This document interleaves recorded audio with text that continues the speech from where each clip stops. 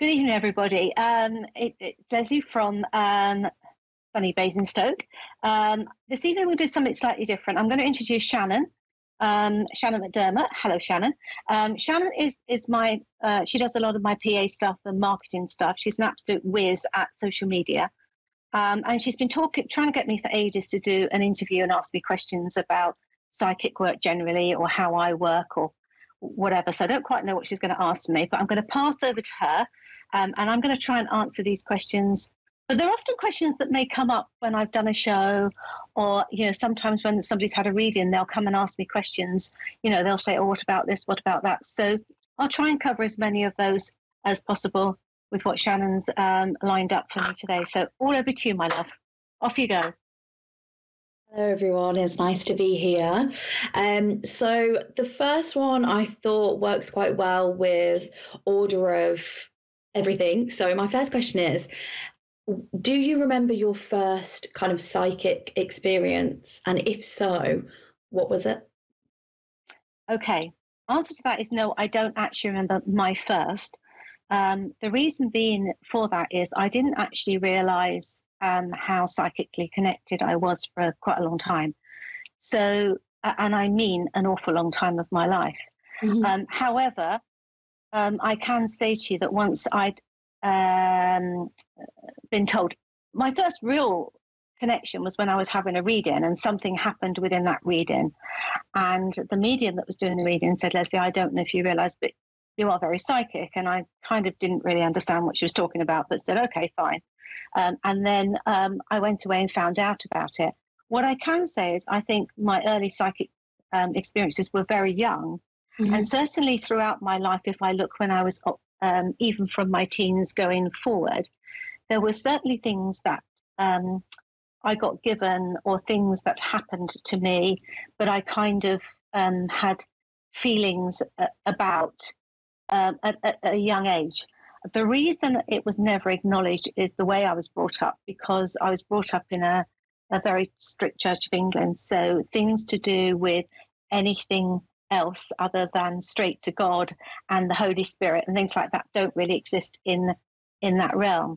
So I was not aware of it, but then I became very aware of it. And actually, once I had done, my whole life made a lot more sense. Yeah. And things that had happened to me made a lot more sense. It just took me a long time to realise, really. I mean, I thought everybody was as crazy as I was, but hey ho, you discover. Maybe, no, but you understand what, I don't mean crazy, but I do mean that I used to get very overwhelming feelings about things, and sometimes just feel very anxious about something for no apparent reason. But now I understand why. And how did you, so when you were first kind of experiencing that, how did you kind of tell those around you, if you did tell those around you, and how did they kind of take it? I didn't. The one time I did start to open up was with my husband, because my husband, until I met him, he was actually, I want to say much more spiritually connected, but he'd been taken to the spiritualist church as a child by his grandmother. So he was much more aware of spirit and understood what readings were and everything else. And actually, I would just say something like, "Oh, I'm not very sure about them," or "Just be careful about this," or "No, you need," I remember when his dad was dying, I said, no, because he said, no, he's fine. I said, "No, I'm going to tell you, you need to go see him, and you need to go now." We lived 300 miles away. So he left and he went up there and he said, "Lesley, he's dying, he literally only had days to live." So stuff I knew before anybody else knew. But I could open up to him because he was my soulmate. And actually he was very spiritually connected. So, I think there was more than one reason why he was brought into my life. Otherwise, had I been with somebody else, I might never, ever have been even opened up to readings or the spiritual world at all. You never know. Okay. And that brings me on quite nicely, actually, to the next question, which is, when you meet people, do you get kind of an instant feeling or vibe, or do you get kind of things that you're being told to tell them, or is it kind of when you want it to be, if that makes sense? Okay. Do you mean when I'm meeting people generally, or do you mean when I'm meeting people in a reading? What do you mean? Generally. So if it's in a reading environment. Mm-hmm. Yes, I can get a really, I can literally go cold and think, actually, there's something I don't feel comfortable with you. And generally, that's a massive warning for me. I've learned throughout my life, didn't always. Again, when I was younger, I would have overridden that feeling and go, don't be silly, Lesley, get a grip, they haven't done anything to you. That warning now tells me I don't need to wait for somebody to do something to me. I just know that's somebody that I don't particularly feel comfortable with. Yeah. And I always say, go on your first intuition. And I say that to clients as well. Go on your first intuition. If it feels right, go with it. If it doesn't, walk away. And because we can all be psychic and spiritually connected, it's just when we've been through a challenging time or we're going through a stressful time, we don't necessarily pick up on it as strongly as we might do when we're a little bit calmer about things. But the one thing now I do is trust my intuition and go with what I feel, whereas years ago I wouldn't have done. Yeah. Okay. Very interesting. So next question is, what is something that you love about your job or just being a psychic medium in general and having that? Okay. I want everybody to feel the way I felt when I had a reading for what I call a proper reading for the very first time, because it was a mediumship reading. It was my father had come through. And the reason I even came into starting to learn about it was because it was such a beautiful experience for me. And I felt very blessed and very overwhelmed by what was being told to me, but in a good way. My father at that point had been past 29 years, which is a long time. Yeah. But there was things in that reading that she couldn't have known. Nobody knew, I was quite young when he passed. But, when she said to me, you're very psychic, that was the lady that told me I was very psychic. I just thought, wouldn't it be lovely for somebody for me to be able to let somebody feel like I felt that day. Yeah. So it's all about making people feel much better and than they did maybe when they walked in. Okay. And you can't do that for every person, in the sense of sometimes their life really is rubbish and I can't change that for them. But somewhere in that reading will be a ray of hope somewhere, hopefully. So we're not left in just darkness all the time. But, it is help and guidance for people as well that are in difficult times. So it depends on the sort of reading. But that's really why I came into it, because I wanted to be able for people to feel, wow, that was an amazing experience, or that was a really lovely experience, or, I cried my eyes out, but it's kind of what I needed during, Definitely. And that must be like such an amazing thing to be able to give to people. So again, that leads me on quite nicely to, what should every reading entail? So obviously people have different messages and come at different times in their lives, but is there kind of, and I know we've spoken about this before, things that people should leave from every reading to know that it was a real reading? Okay, it's going to depend on what sort of reading it is. So first of all, I'm going to kind of categorize it. If I say on a mediumship reading, there should be some sort of evidential stuff that's coming from the person that's passed. So the person receiving it knows 100% it's from them. Now, it doesn't have to be a name. People get really hung up on names. Yeah. Sometimes it is a name, but it could be just the way that they're saying something. It could be a mannerism that I do, because sometimes they'll say that's exactly the way my mum would have, pulled her face or whatever it might be. So there's a number of things that you could do that, for me, should be evidential. But there should always be something that they can to validate it as well. So if you're, very often, even in a mediumship reading, it will be about somebody that's passed, but they'll also maybe comment on something that they're doing now or have done in the recent past or just about to do. That's all validation that they're still around. Yeah. So you should never leave a reading thinking, were they talking about me or not, you should leave a reading because you've got some evidential and some validation that they were actually talking about you. You're never going to understand 100% of a reading. Even if I have a reading with somebody, there's always going to be an element that I say, well, okay, I'll park that for the future because I don't understand it now. But there would have been, maybe 70 or 75%, which you could take. If you haven't got that sort of validation and evidential stuff, then, you could be with anybody or it could be about anybody. So it should be pretty specific as well. It sounds really weird, but I was doing a telephone reading for a lady the other day, and her mum was like through, and we were doing some stuff, and then I just said to her, your mum likes the new mirrors. She likes the mirrors. She said, oh my God, I couldn't see her. She was on the telephone. She said to me, I'm literally looking at mirrors now. So that I could, that was kind of like such a random thing to say. But it was so real to her, and she's going, oh, my mum's here with me, looking at the mirrors with me, which was lovely. And it's little things like, but you see, it isn't the big things that's important. It's really weird. It's the tiny little things in a reading that means so much to people. And I think that it is the big things as well, but it's the tiny little evidential stuff that you just, it's like, what the hell are you talking about? But it was right. So, that's kind of what you should get for it. And you should always leave a reading feeling better than you came in. Interestingly enough, I had a client today who was very worried because they had been told a long time ago by somebody that does this work that they were going to die young, and they were literally panicking themselves about it. And I said, well, I'm not quite sure where they'd get that information from, because they never talked to me about death. They talked to me about life, because it's about life. The only time, I'm going to just say, the only time they ever talk to me about death is when we know about it anyway. Yeah.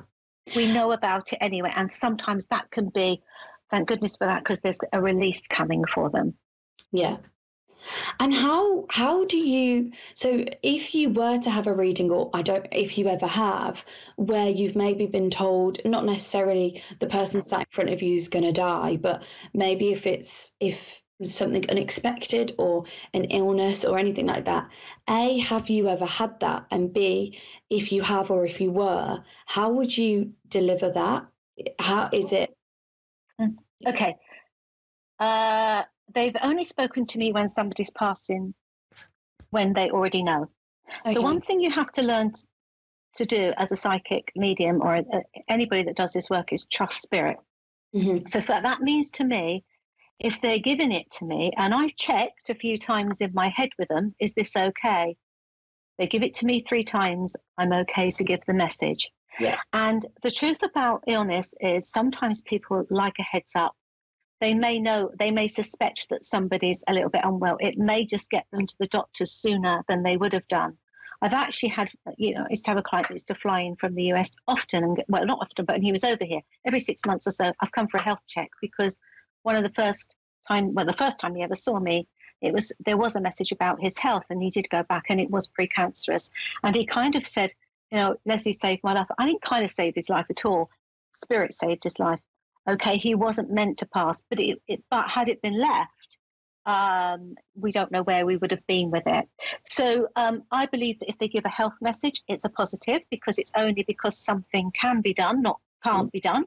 What's the point in giving me a health message if someone's that's crazy? And the only time they've ever given me passing is when we know about it already. Right. Okay. And again, a bit of a different one, but one that I always wonder is if there was one message or like nugget of information that you could tell every person ever that was going to have a reading on what to expect or how to prepare, or any kind of thing that you wish everyone knew before having a reading, not necessarily just with yourself, just in general, whether it's their first time, what would that sentence be if you could put it on the globe and send it to everyone? Okay, I bet I can't do it in a sentence, but I'll give it a go in a couple of sentences. Yeah. One is to remain open. Remain open to the process. If you're going to come in very closed and go, well, this is going to be a load of rubbish, I'm not going to hear anything positive, da, da, da, da, da, spirit have to work so much harder to be with you. Yeah. Secondly, when I say remain open, it's all right to think, oh, I'd love my mum to come through, or I'd love to hear about this. But remain open, because in a reading, you may very well get information that is still valuable, but isn't specifically what you may have come for. Now, I always have time to ask my clients if there was something that I haven't covered. But, it may not be that people work in exactly the same way as me. But I have to tell you, 99.99% of the time, it'll be the first thing that comes through. But that is with, again, trust in spirit. The other thing I'd say to them is, and I get a lot of new people, and I am having a lot of new people recently that have not had a reading before. And sometimes it's about their expectation. Because they may have heard from someone, oh, I had a fabulous reading, you need to go and see a psychic medium, or whatever that might be. But their interpretation of what a fabulous reading might be, and what that person's interpretation of what a fabulous reading might be, could be completely different. So some people actually think, I'm literally going to be able to sit with somebody and have a conversation and join them in, and it's going to be like we're all sitting around a table. And, sometimes it can be very, very, and they can be very vocal. But other times, it isn't like, dear Lesley, here's what we're going to talk about, da, da, da, da, da, da, da. And they also have their own agenda in spirit. And you have to understand that might be what you want to hear, but that might not be what they want to say. Yeah. So they will always want to get off their chest what's not bothering them, but maybe troubling them. And again, it might be out of our visibility here, because it could be that their brother abroad is unwell at the moment, or maybe needs a phone call. You see what I'm saying to you? So they have the bigger picture, and we have to trust in them. But the two things are remain open. Secondly is, just be relaxed about what's actually going to come through, and don't think it might be like they're sitting at the table with us, because, with the best will in the world, even if you go to see the best medium in the world, and I'm not suggesting I'm the best medium, but if you do, it isn't like, it can't be like that. Yeah. Yeah, absolutely. And that doesn't take away from the validation and the specific stuff I'm talking about, 100%. Go for it, sorry. No, not at all. So on that as well, kind of one thing I've always found really interesting that I know we've talked about in the past is how you receive messages, because I know before I kind of had got to know you, I always had a bit of a different idea of how it might be. Obviously I'm clueless. I don't think I've got that gift, unfortunately, but how does it come through, and is it different, and how do they get that across to you? Okay, well, one thing is they talk to us, they talk to me, so that was clairaudience skills. But there's I do sometimes use my cards. I don't always use my cards, but my cards sometimes speak to me, or I read my cards backwards, which means they've already told me, I've told them, and then the card comes up, which is quite nice, because then I can visibly show them exactly what I was talking about. So that's a nice way to do it. But I don't always use cards. And so they will talk to me, they will show me things. So sometimes I get like a picture or a video in my head, and they'll, I was describing someone's house that they were going to move into, for instance, or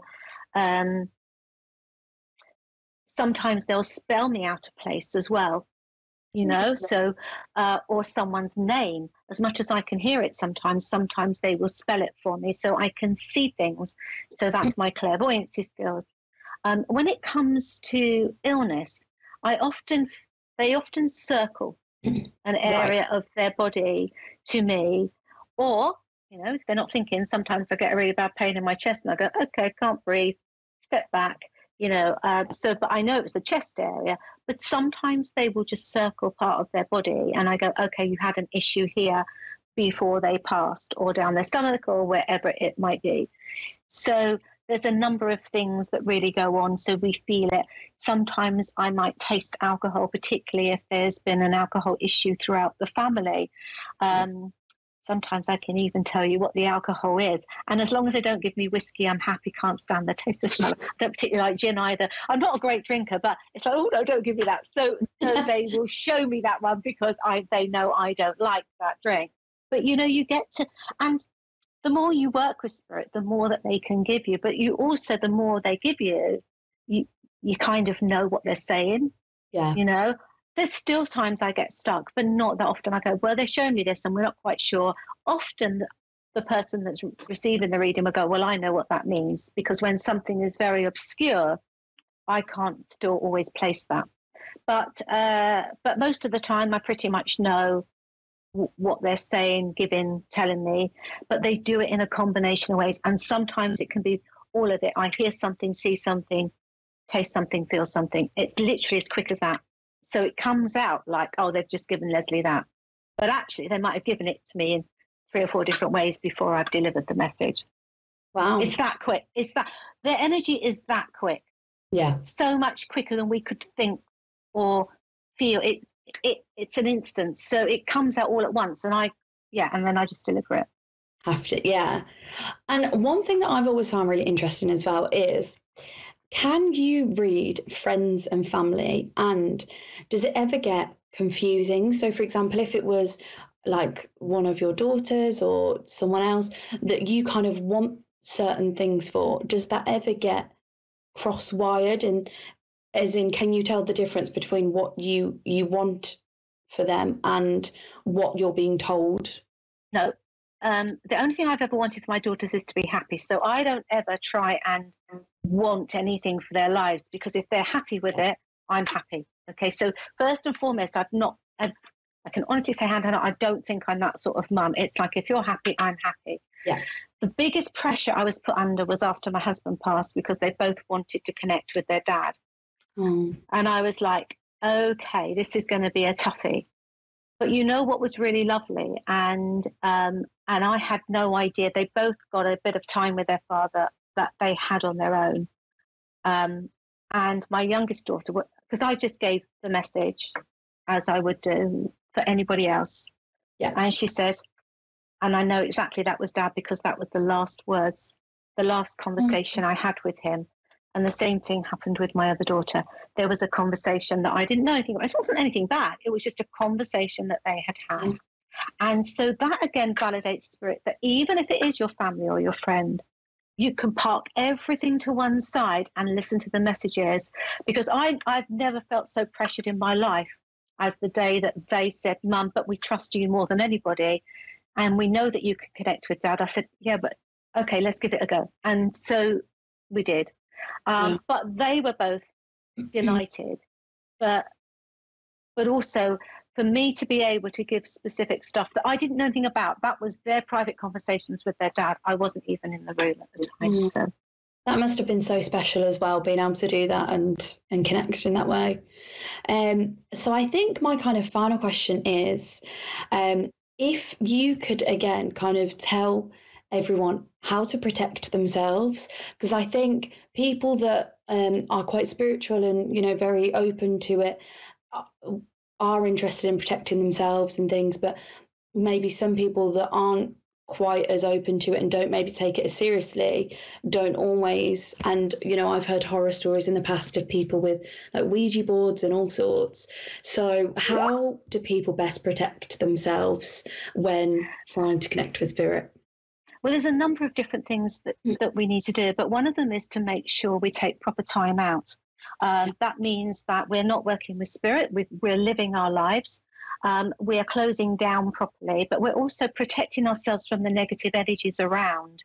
And it becomes more apparent when we are particularly vulnerable.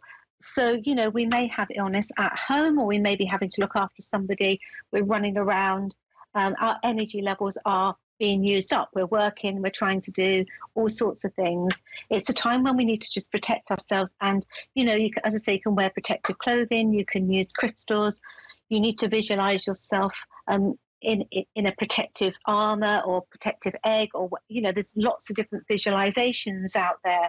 Drink plenty of water, get regular exercise, and I don't mean just running around the block. I meant more in the countryside. Go for nice walks in the woods, even if it's freezing. We've got 60 seconds left, so there's a number of different things we can do, but certainly they're important. There's a whole host of things you can do, but it's basically whole sense of looking after yourself. Eat well, sleep well, but also if you have any negativity or negative people, just don't spend any time with them, because we can just be a little bit vulnerable at that time.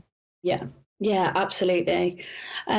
Well, no, I think that's all of my questions. So I'm going to leave you to do my closer, which is what my website is and that. Go for it. Your marketing. Brilliant. Okay, so have a look at lesleycarver.com for bookings, courses that are coming up. There's lots of exciting ones coming up as well, and a lot of events that are going to be coming up as well. On Instagram, we're Lesley_Carver, and on Facebook, we're Lesley Carver. We are going to be a little bit more active on LinkedIn as well, so if that's kind of more your platform. But yeah, all across socials, and lots of exciting things coming up. Okay, fabulous. Thanks ever so much, everybody, for listening, and I'll see you next week. Thank you.